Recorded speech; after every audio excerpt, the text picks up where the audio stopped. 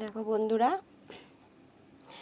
আমি এখন এই যে কচু আছে, এগুলো কি কচু বলো জানি না, এগুলো আমরা গাঁটি কচু বলি। এই যে গাঁটি কচু 500 আছে, আর এই যে দুটো বড় বড় আলু, এই নুন, হলুদ, চিনি, জিরে, তেজপাতা, টমেটো কুচি, আর এই যে চিংড়ি মাছ, এটা দিয়ে আমি এখন রান্না করব।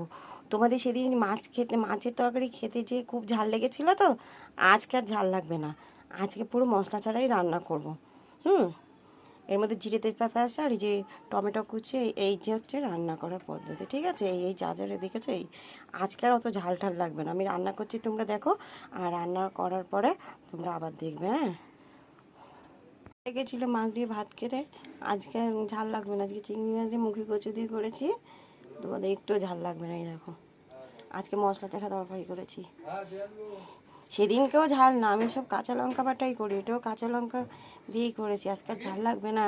হ্যাঁ, দেখেছো সুন্দর হচ্ছে।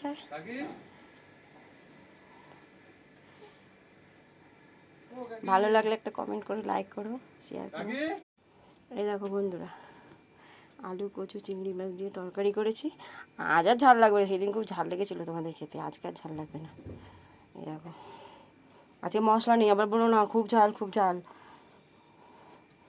দেখো চিংড়ি মাছগুলো, দেখো এই যে সব রান্না করেছি মশলা ছাড়া তরকারি। আমি বাইরের মশলা খাই না, বেটেই খাই। ভালো লাগলে একটা কমেন্ট করো, একটা লাইক করো, একটা শেয়ার করো, বেশি বেশি করে শেয়ার করো। মশলা ছাড়া তরকারি কিন্তু তোমরা দেখেই নিয়েছো, আর বাদ বাকিটা আমি দিয়ে দেবো সঙ্গে লিঙ্কটা। কেমন লাগছে দেখো, ভালো লাগলে একটা কমেন্ট করো, আর বেশি বেশি করে শেয়ার করো। আর খেতে বসবে, আর ঝাল লাগবে না, ভাত দিয়ে দেবো, খুব ভালো লাগবে খেতে।